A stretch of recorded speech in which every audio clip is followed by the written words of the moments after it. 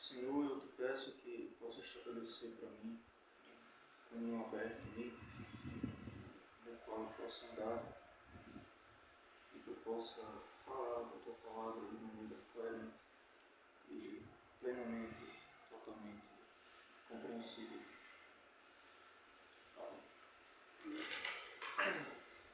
Então, é o seguinte, eu tinha para trazer hoje, de maneira mais sucinta, né? Era mais a segunda parte, o que eu vou chamar de segunda parte do livro de Jó. Né? Eu meio que fiz essa separação. A primeira parte do livro de Jó eu vou tratar como se fosse do primeiro capítulo até o 28, e do 29 até o 42 eu vou tratar como se fosse a segunda parte. Tá? Na primeira parte, a gente vai ver aquela situação dos amigos de Jó acusando ele, e de Jó auto-justificando-se, né? Frequentemente, até o capítulo 25 isso acontece. E do capítulo 25 até o 28, basicamente é só um monólogo, é Jó falando. E do capítulo 29 até o 42 é onde vão aparecer os problemas que estavam por trás de toda aquela situação. Né? Então, eu vou começar lendo a partir do capítulo 4 do livro de Jó. Só uma coisa, os amigos que estavam com Jó eram quantos?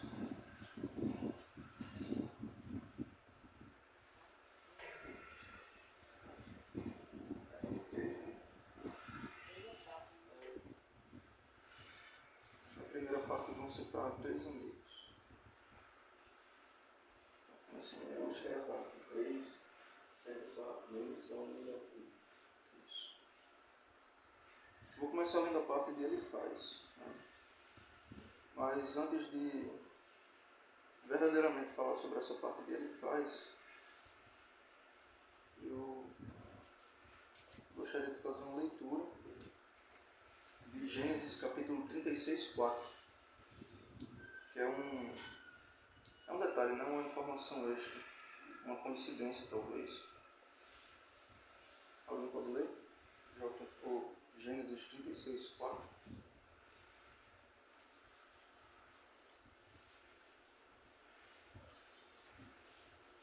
Não tem. 36, versículo 4. A Ada de Esaú, e nasceu Elifaz, a Mazinate. Pode parar, é isso mesmo. Está dizendo basicamente que o filho de Esaú se chama Elifaz. E ainda em Gênesis, capítulo 46, versículo 13, vai falar basicamente sobre Jó. Jó é filho de Issacar, e Issacar é filho de Jacó. Então, basicamente, esse Elifaz e esse Jó, que está em Gênesis, eles são primos de segundo grau. Né?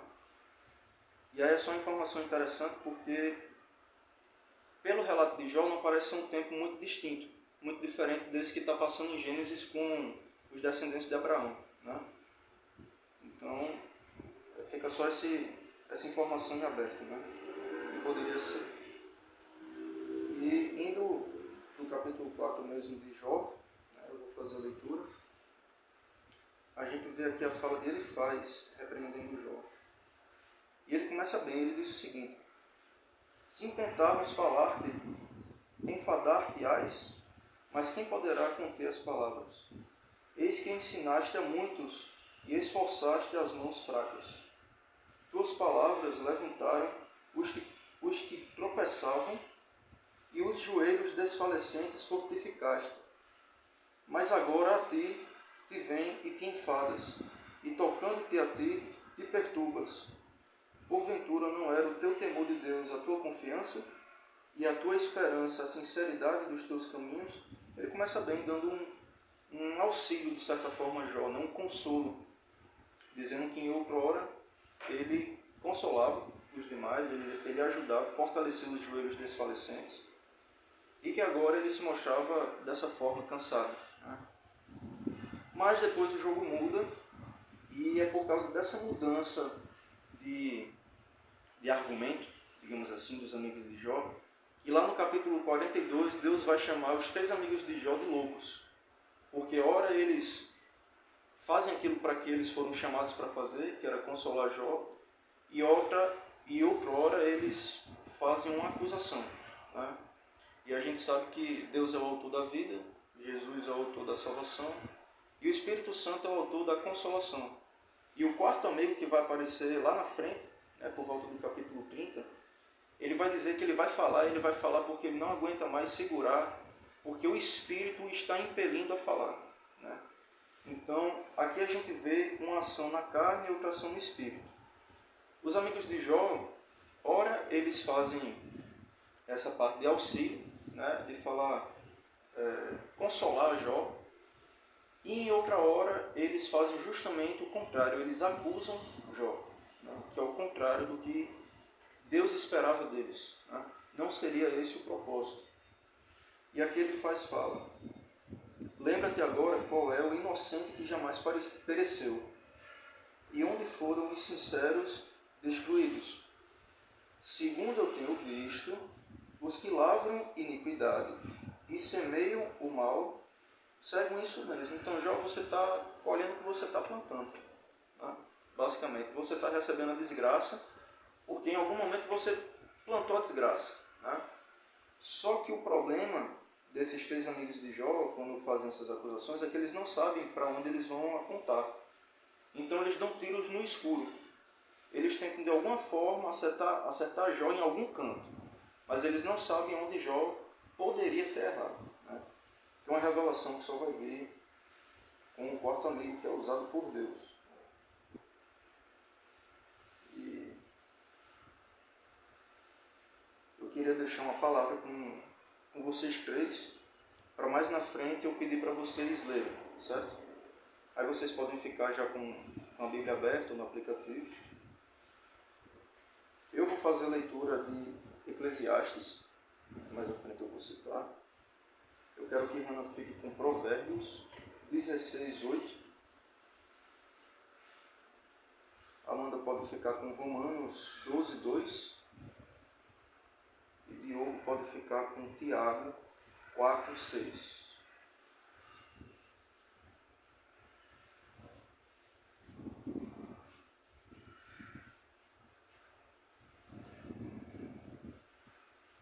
Agora eu vou seguir. Eu vou começar a fazer alguns saltos nessa primeira parte do Jó, pulando alguns capítulos e vou fazendo a leitura. Fazendo a leitura aqui de Jó, capítulo 9, que Jó confessa a justiça de Deus, nessa parte, ele diz assim: na verdade sei que é assim, porque como se justificaria o homem para com Deus? Se quiser contender com ele, nem a uma de 1000 coisas lhe responderá. Ele é sábio de coração, poderoso em forças, quem se endureceu contra ele e teve paz. Ele basicamente fez uma profecia sobre o que iria acontecer com ele. Nenhuma das 1000 coisas lhe poderá responder, aquele que quiser contender com o Senhor.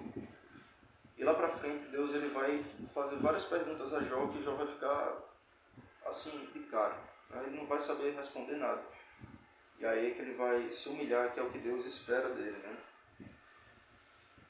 E mais à frente ele diz: Deus não revogará a sua ira, debaixo dele se encurvam os auxiliadores soberbos.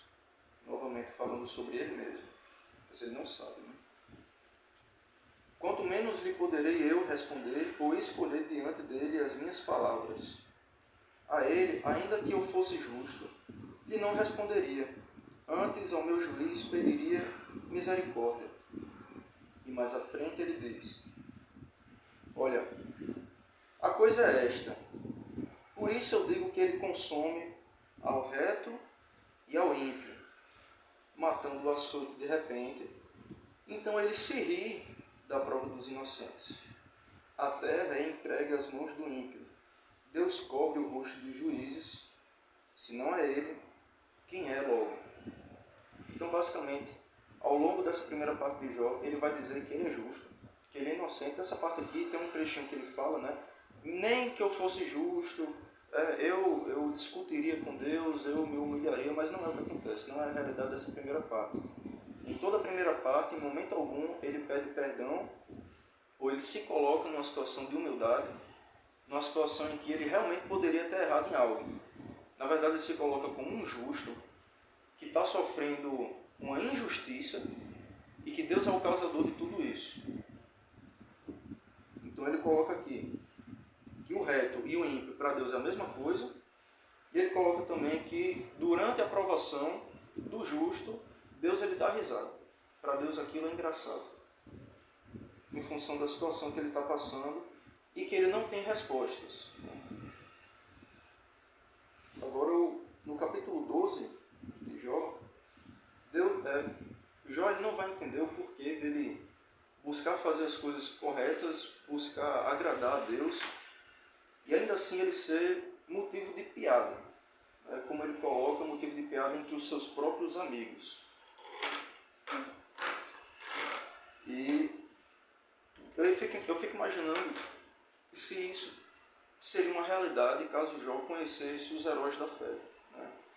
Em que eles eram presos e, em vez de orar por si, oravam pelos de fora, e no momento da angústia, né, onde a maioria se desesperaria, ainda mais por uma situação de injustiça.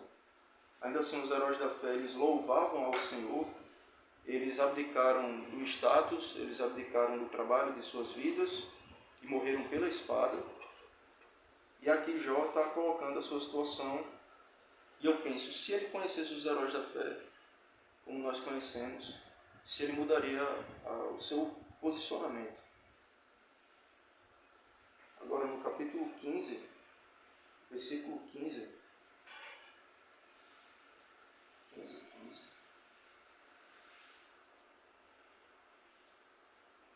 Eu vou ler um pouco antes do capítulo 15, a partir do versículo 5.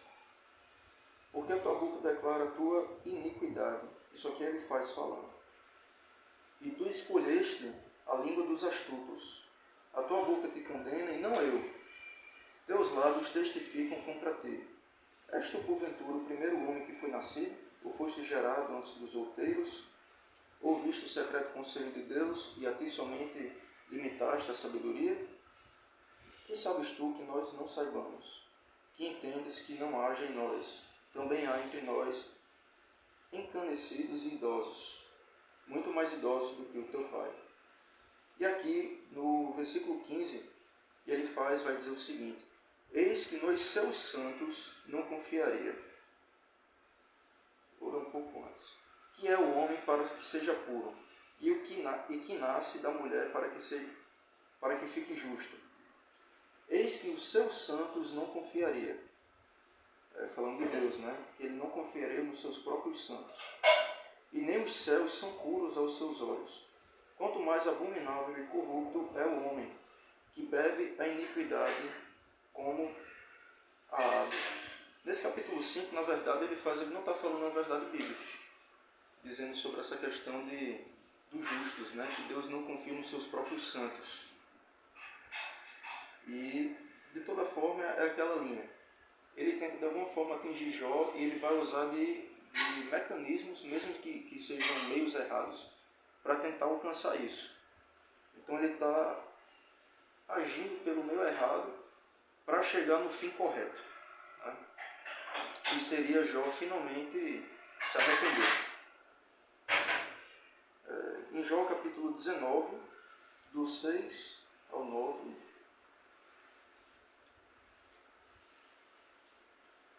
sabei agora que Deus é que me transformou e com a sua rede me cercou. Jó falando. Eis que clamo violência e não sou ouvido.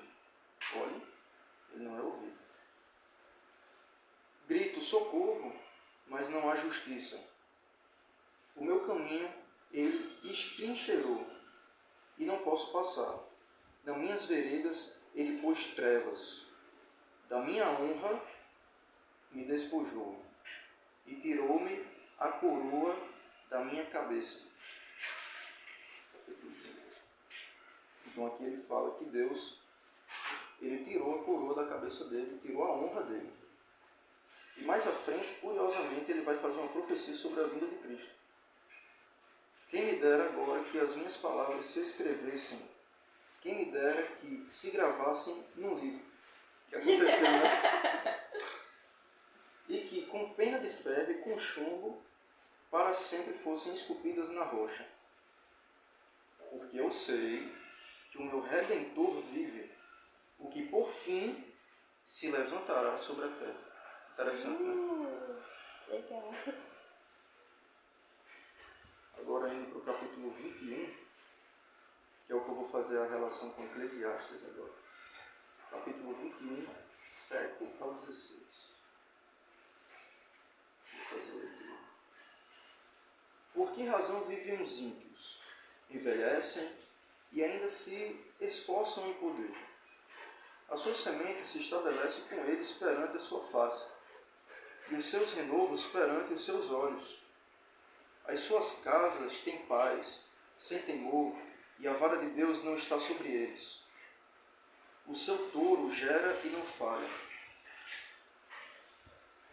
Pare a sua vaca e não aborta. Fazem sair as suas crianças como a um rebanho, e seus filhos andam saltando. Levantam a voz ao som do tamboril e da harpa e alegram-se ao som das flautas. Na prosperidade gastam os seus dias e num momento descem à sepultura. E todavia dizem a Deus: retira-te de nós, porque não desejamos ter conhecimento dos teus caminhos. Quem é o Todo-Poderoso para que nós o sirvamos? E que nos aproveitará que lhe façamos orações? Agora é a parte de Jó falando, né? Porque se o ímpio ele faz tudo isso e tipo assim, ele não vive debaixo da vontade de Deus, e a mão de Deus não pesa sobre ele, qual serve em ti então de servir a Deus? Qual o propósito disso? E Jó ele fala de uma realidade que vai ser levantada lá em Eclesiastes 7 e 8. Eu vou puxar aqui.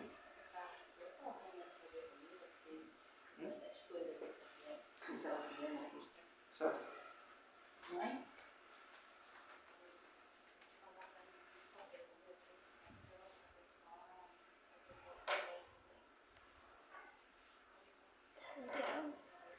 Tá legal. Vou fazer.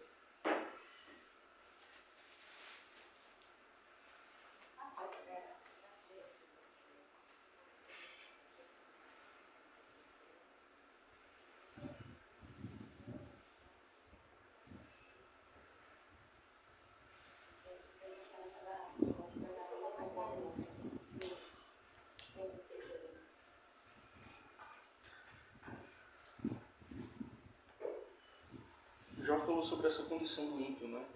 E basicamente ele fazer o que é mal e prevalecer, enquanto ele que é justo está sofrendo, né?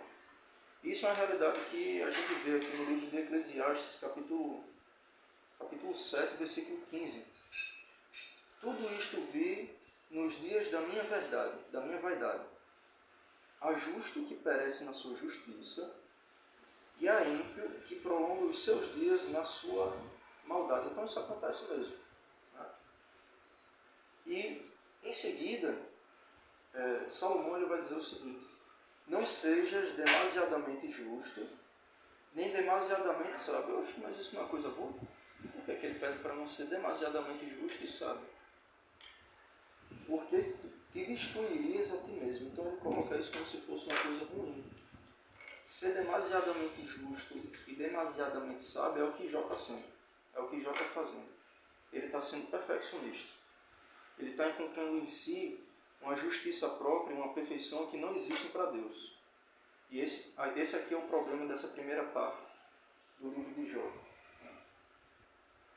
E na segunda parte a gente vai ter a revelação a partir do capítulo 29, de tudo isso que Jó guarda dentro dele. Assim, Deus ele não vai fazer nada sem um justo propósito, né? Então ele coloca ali aquela situação para que Jó ele realmente coloque para fora, que é como ele diz nos primeiros capítulos. Ele diz que não aguenta mais segurar e que agora ele vai desabafar, ele vai botar tudo para fora, tudo que ele tem para dizer. E ele começa a dizer um monte de coisa, começa a falar também começa a ser rebelde, digamos assim, ele começa a falar em rebelião contra Deus, de certa forma, dizendo que para Deus o ímpio e o reto é a mesma coisa, e que qual a serventia de servir a Deus, visto que o ímpio não tem o pesar da mão de Deus sobre ele, e que na provação Deus dá risada do justo. E Jó, ele era perfeccionista, ele era também, mais à frente a gente vai ver, ele era juiz de causas sociais, e ele se gloria de si mesmo. Fala que vestia uma capa de justiça, inclusive diz que Deus tirou dele a coroa de honra. A gente leu há pouco tempo. E mais à frente ele vai dizer sobre isso. Queria agora que eu não fiz essa leitura daquela parte lá que eu pedi. Você gravou, não? A carta de 16, né? Isso. Agora. Pode ler. Melhor é um pouco havendo justiça do que grandes rendimentos com injustiça. É o 16, 18? 16, 18. Ah, perdão. 8. A soberba precede a ruína, e a altivez do espírito a queda. Isso. Amanda, você está com a sua parte? Romanos 12, 2, né? Isso. Não vos conformeis com este século, mas transformai-vos pela renovação da vossa mente, para que experimenteis qual seja a boa, agradável e perfeita vontade de Deus. Exatamente.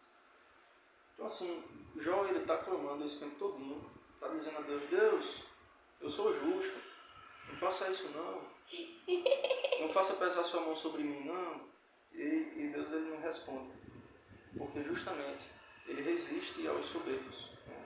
E aos humildes ele dá a sua glória. E com relação a Romanos, o objetivo de Deus é esse, é transformar o entendimento de Jó.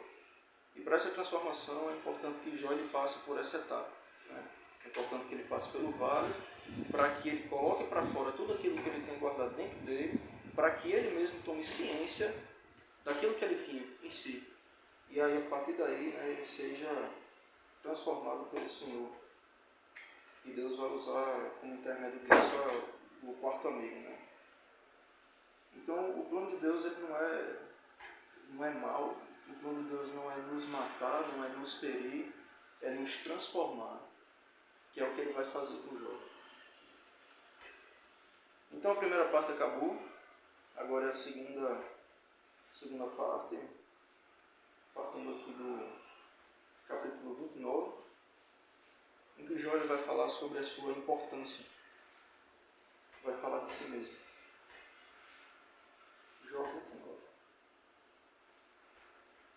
E ele, no capítulo, no versículo 7, ele começa dizendo o seguinte: quando eu saía para a porta da cidade e na praça fazia preparar a minha cadeira, os moços me viam e se escondiam.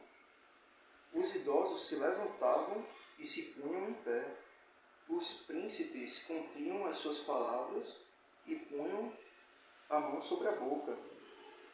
A voz dos chefes se escondia e sua língua se pegava ao seu paladar. Ouvindo-me algum ouvido, me tinha por bem-aventurado. Vendo-me algum olho, dava testemunho de mim. Porque eu livrava o miserável que clamava, como também o órfão que não tinha quem o socorresse.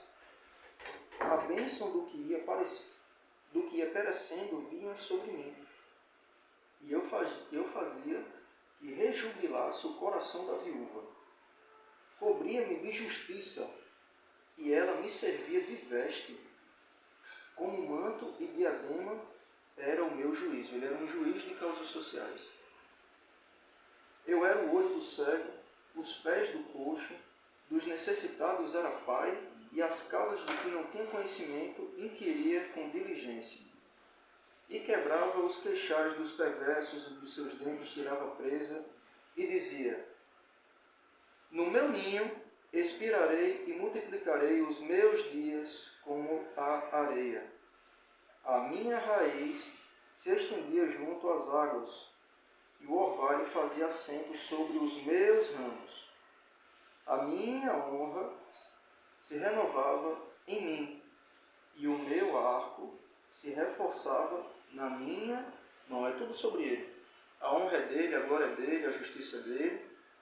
Ele é justo e Deus está causando mal a ele. Ouvia-me, esperavam e em silêncio atendiam ao meu conselho. Ele aconselhava as pessoas atendiam ao conselho. Acabada a minha palavra, não replicavam, e minhas razões destilavam sobre eles. Porque me esperavam como a chuva, e abriam a boca como a chuva tardia. Rapaz, isso aqui parece até Deus falando, sabe? Deus mandando a chuva e a gente recebendo a bênção. Se eu escolhia o seu caminho, assentava-me como chefe, e habitava como rei entre as suas tropas, como aquele que consola os que pranteiam. Esse aqui foi o capítulo que eu diria que Jó ele revela o próprio orgulho. Ele fala de si mesmo com um justíssimo, um ser justíssimo, né? E tem como você puxar aqui outros versículos para fazer uma leitura? Efésios 2:8 e Hebreus 11:6. Aí eu vou ler, por favor. Efésios 2:8. Isso. E outro abre em Hebreus 11:6. Pode ler primeiro Efésios. Porque pela graça sois salvos, mediante a fé. Isto não vem de vós, é dom de Deus. É dom de Deus. E Hebreus 11:6. 11:6.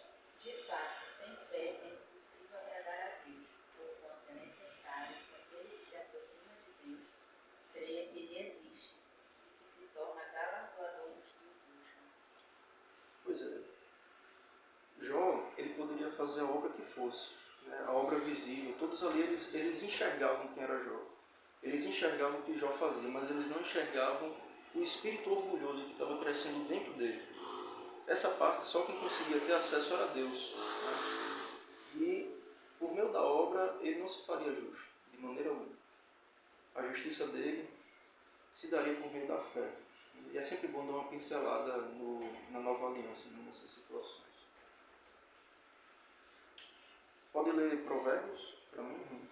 Provérbios 27:2, só para terminar esse capítulo. 27:2. Seja outro o que te louve, e não a tua boca, o estrangeiro e não os teus lábios. E Jó age na contramão, né? Ele exalta a si mesmo, e não o outro que o exalta. Agora em Jó capítulo 30, 20 ou 31. 20 e 21.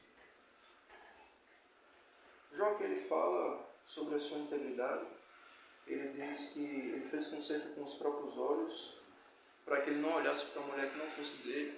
Mais à frente ele fala, olha, se eu pequei com os meus olhos, se eu pequei olhando para outra mulher, que tome outro homem a minha, que outro homem fique com a minha mulher.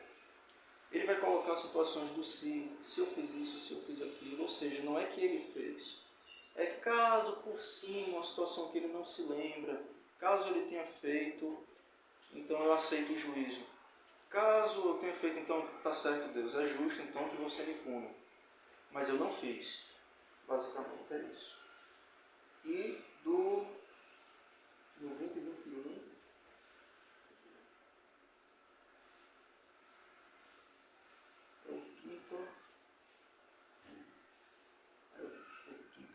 Esse aqui eu estava lendo, era o 31, não era o 30.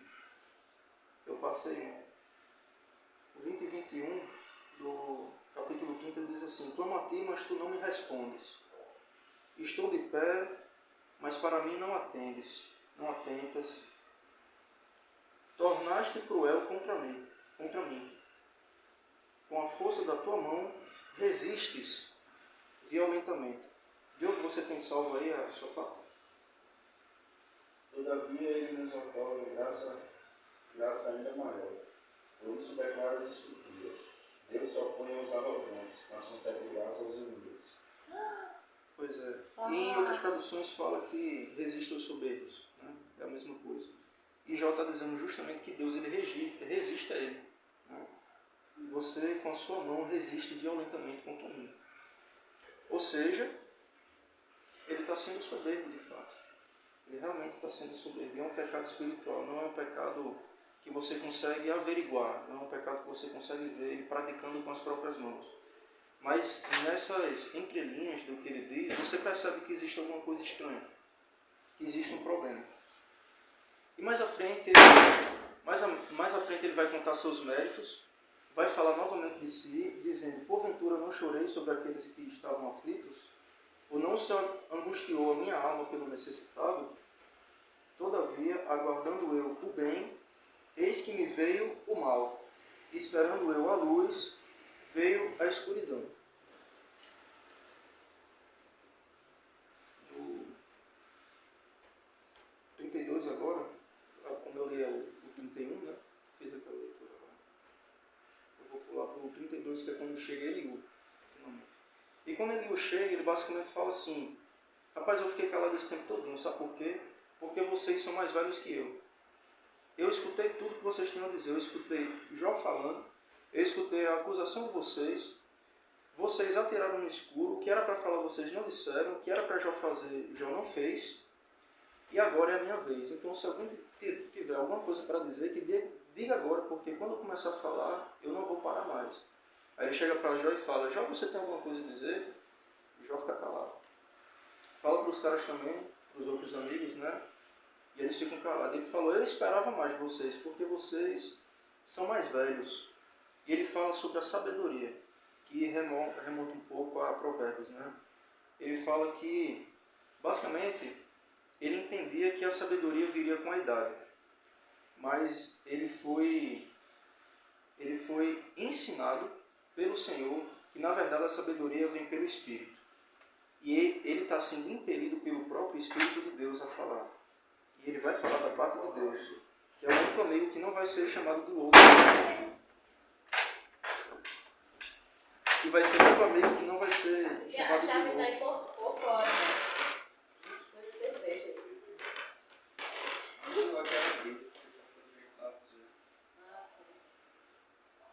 Ele vai ser o único amigo que não vai ser chamado de louco no capítulo 42. E vamos lá para o 32. Um pouquinho do que Eliú fala. A sua ira se acendeu contra os 3 amigos, porque, não achando o que responder, todavia condenavam a Jó. Eliú, porém, esperou para falar a Jó, porquanto tinham mais idade do que ele. Então ele respeitou isso. Vendo, pois, Eliú que já não havia resposta na boca daqueles 3 homens, a sua ira cresceu. E respondeu Eliú e disse: eu sou de menos idade, e vós sois idosos. Arreceei-me e temi de vos declarar minha opinião. Eu segurei a onda. Dizia eu: falem os dias e a multidão dos anos, e ensine a sabedoria, com relação à idade, né? O passar do tempo. Na verdade, há um espírito no homem, e a inspiração do Todo-Poderoso os faz sábios. Os grandes não são os sábios, nem os velhos entendem o que é reto. Pelo que digo, dai-me ouvidos, e também eu declararei a minha opinião. Agora eu vou começar a falar. E passando para o capítulo 33. Aqui no capítulo 33, basicamente o que ele vai fazer é se opor àquela justificação excessiva de Jó, que ele fica o tempo todo dizendo que ele não merece aquilo, e que ele é justo, e contando as honras. E ele vai falar sobre também a paciência de Deus. Ele diz no versículo 8: na verdade, tu falastes aos meus ouvidos, e eu ouvi a voz das tuas palavras. Dizias: limpo estou, sem transgressão, puro sou, não tenho culpa. Eis que ele acha contra mim ocasiões e me considerou como seu inimigo. Põe no tronco os meus pés e observa todas as minhas veredas. Jó falando, né? Está colocando a situação de Jó. Eis que nisto te respondo, Jó. Não foste justo, porque maior é Deus do que o homem. Antes Deus fala uma e duas vezes, porém ninguém atenta para isso. Em sonho ou visão de noite, quando cai sono profundo sobre os homens e adormecem na cama, então abre os ouvidos dos homens e lhes cela a instrução, para apartar o homem do seu desígnio e esconder o homem da sua soberba. Novamente ele fala aqui sobre a soberba. E ele já traz aqui qual é o problema de Jó. Para desviar a sua alma da cova e a sua vida de passar pela espada. No verso 27 ele vai dizer: olhará para os homens e dirá. Falando aqui do justo, do que o justo ele deve fazer, né? Deveras orará a Deus, que se agrada dele, e verá a sua face com júbilo, e restituirá ao homem a sua justiça. E o homem olhará para o... E ele, né? No caso, o injusto, ou que está agindo como um ímpio, olhará para os homens e dirá: eu pequei, eu perverti o que era direito, o que de nada me aproveitou. Mas Deus livrou a minha alma de ir para a cova, e a minha vida verá a luz. Eis que tudo isto é obra de Deus, 2 e 3 vezes para com o homem, para desviar sua alma da perdição e alumiar com a luz dos viventes. Ele falando aqui também sobre o perdão de Deus, que ele perdoa uma vez, 2, 3, ele corrige, e ele vai até mais do que isso. E Jó, realmente ele tinha essa parte orgulhosa do seu espírito, e como ele fala aqui da parte do soberbo, Jó basicamente ele escolheu uma linha de ação pautada, fundamentada na carne. Porque quando a gente está diante de uma situação, um problema, em que você feriu alguém, e no caso Jó ele teria ferido Deus, no caso ele ofendeu a Deus por meio do seu pecado, o que se deve fazer, aí depende de qual a via de ação que você vai escolher. A via da carne é a justificação, a autojustificação. Não, é porque eu fiz isso, fiz aquilo, tinha um motivo, tinha uma razão. Não, na verdade isso aí não é verdade. Na verdade não é verdade. Na verdade não é bem assim. Né? Na verdade eu sou justo, eu não pequei. E existe outra via, que é a via de ação do Espírito, que é o perdão. Você pedir perdão. E Jó ele não está disposto a descer os degraus do orgulho, se humilhar perante Deus e se arrepender e pedir perdão, verdadeiramente. Ele está com um espírito orgulhoso. Ele não vai dar o braço a torcer a ninguém. Ele não deu o braço a torcer aos amigos. E ele se colocou acima deles, em sabedoria, e discussão dos amigos não tinham mais o que dizer. E quem continuou falando do capítulo 26 ao 28 foi só Jó. Porque os amigos não tinham mais o que falar. Então Jó, em todo momento, ele se coloca realmente como superior. E a gente viu que ele era um juiz de causas sociais. Ele vestia realmente a capa da justiça, a coroa da honra, aquela coisa. E no capítulo 34, ele vai exortar Jó ao arrependimento e critica a sua rebeldia. No versículo 4. O que é direito escolhamos para nós e conheçamos entre nós o que é bom. Porque Jó disse: sou justo e Deus tirou o meu direito. Apesar do meu direito, sou considerado mentiroso. A minha ferida é incurável, embora eu esteja sem transgressão. Sou justo. Que homem há como Jó, que bebe a zombaria como a água, diz Eliú. Uau! E caminha em companhia dos que praticam a iniquidade. Para quem no começo foi chamado de reto, é uma grande mudança. E anda com ímpios, porque disse: de nada aproveita o homem com prazer-se em Deus. Ele está recitando simplesmente o que já tinha dito antes. Pelo que vós, homens de entendimento, escutai-me. Longe de Deus a impiedade, e do Todo-Poderoso a perversidade, longe dele. Porque segundo a obra do homem, ele lhe paga. Aí vai repetir aquele pensamento daquela justiça retributiva. E faz que cada um ache segundo o seu caminho. também na verdade Deus não procede impiamente, nem o Todo-Poderoso perverte o juízo. Então ele não está agindo de maneira injusta com Jó, de maneira alguma. E no verso 22 fala: não há trevas nem sombra de morte, onde se escondam os que praticam a iniquidade, porque não precisa considerar muito no homem para fazer ir a juízo diante de Deus.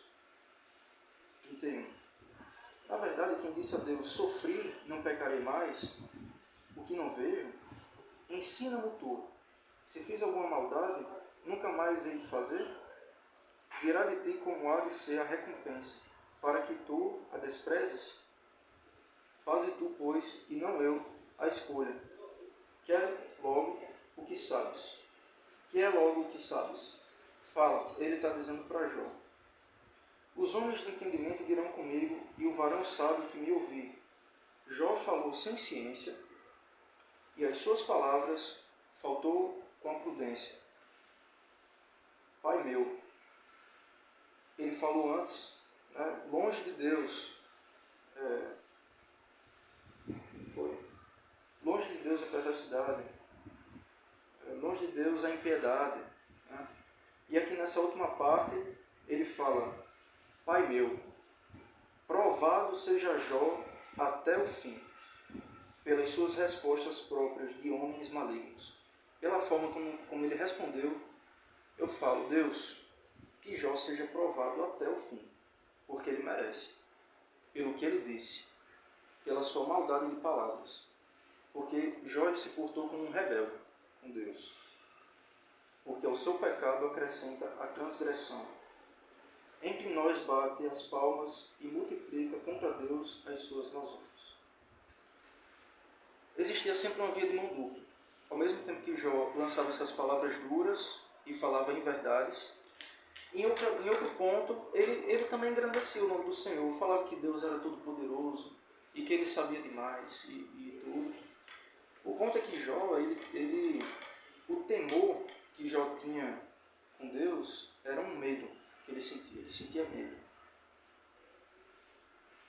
Indo para o 35, é falado que os maus eles lançam gritos, mas aos gritos de soberba, Deus ele não escuta, como a gente leu também. Ele vai ouvir os gritos dos humildes, né, enquanto resiste ao grito dos soberbos. E muito tempo se passou, desde o começo, em que Jó ele se encontra nesse sofrimento. E no começo Jó rasga as vestes e faz aquela coisa, né? Deus nos deu, Deus tomou, bendito seja o nome do Senhor. Mas com o passar do tempo, a coisa vai mudando e existe de certa forma um porquê. É porque o tempo é inimigo da fé. E Jó espera por uma resposta e espera por uma mudança que não vem. Então o seu comportamento começa a mudar e ele começa a botar para fora aquilo que ele tem guardado, que era justamente o que Deus esperava. Era importante que ele botasse para fora para que ele fosse repreendido e que ele fosse transformado. E você pode ler para mim o capítulo 36 de Jó? 36, do 5 ao 10.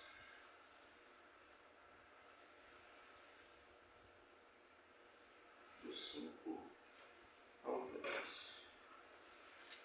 E eis que Deus é muito grande, contudo a ninguém despreza. É grande na força da sua compreensão. Não poupa a vida ao perverso, mas faz justiça aos aflitos. Dos justos não tira os olhos, antes com os reis no trono. Os assenta para sempre e são exaltados. Se estão presos em grilhões e amarrados com cordas de aflição, ele lhes faz ver as suas obras, as suas transgressões, e que se houveram com soberba.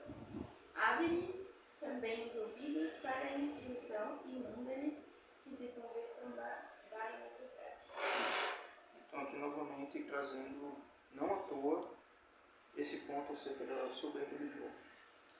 Eu vou só fazer uma leitura agora do capítulo 37, versículo 23 e 24, e partir para o 42 e encerrar.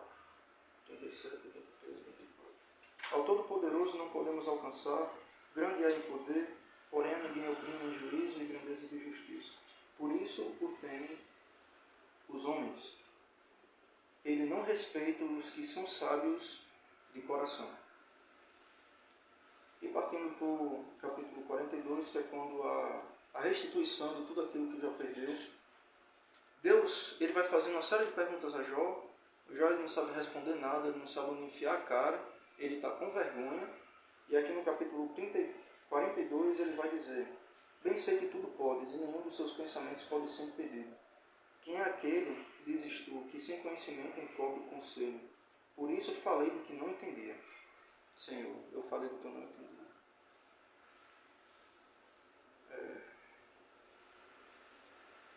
Coisas que para mim eram maravilhosíssimas ou grandiosíssimas e que eu não compreendia. Escuta-me, pois, eu falarei, eu te perguntarei e tu vai me ensinar. Com o ouvir dos meus ouvidos, ouvi, mas agora te veem os meus olhos. Aquela coisa, eu te conhecia pelo ouvir, mas agora eu te vejo, quando ele apareceu no redemoinho. Deus apareceu para ele, né? E ele fala, por isso, Senhor, eu me abomino e me arrependo. Chegou a primeira vez que Jó fala disso. Primeira vez que Jó fala de arrependimento em todo o livro. No último capítulo, demorou, mas chegou. Me arrependo no pó e na cinza. Depois disso, Deus ele vai dar uma brigada com os 3 amigos de Jó, que ele vai chamar de loucos. Vai dizer para eles fazerem um sacrifício em nome de Jó, para restituir ali a condição deles perante Deus. E depois ele vai restituir as coisas de Jó por meio de doações. Então aquele que era orgulhoso, aquele que tinha tudo e esbanjava, agora está recebendo grandes esmolas, né, de outras pessoas, de amigos, de parentes, e restituiu ao dobro tudo aquilo que ele tinha. E basicamente a mensagem de Jó é pautada nisso. No começo a gente vê uma realidade, a gente vê sobre aquela condição de Jó, em que Deus ele dá testemunho de Jó a Satanás e permite que Satanás toque nele, toque nos bens dele, na família dele, e depois Satanás vai falar aquela coisa, né? Deixa eu tocar a carne, porque quando eu toco a carne o jogo muda. Se eu tocar no osso dele, ele vai blasfemar contra você. Aí ele vai lá, toque, mas não tira a vida não. Aí ele toca e as coisas começam a piorar e piorar.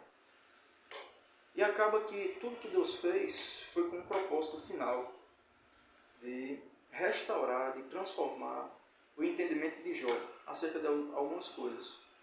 Acerca da sua serventia com relação a Deus, porque ele servia a Deus com medo e não com um temor e respeito que deveria ser. Ele conhecia o juízo de Deus, mas não conhecia a misericórdia. E talvez ele não conhecesse a parte amorosa de Deus. E pensasse o tempo inteiro, ele fala de morte, ele pensava que ia morrer. Mas o plano de Deus para ele não era de matá-lo, mas era de transformá-lo pela renovação do entendimento. E tratar nele essa condição de pecado que estava impregnado no seu espírito. Era um pecado que os outros não poderiam ver, mas que Deus enxergava nele. Que era o orgulho, que era a soberba, e Deus tratou. E depois disso, Jó, ainda velho, viveu mais 146 anos, uma coisa assim. Bom. E é isso, a exposição da palavra de Deus. Amém. Obrigada. Amém.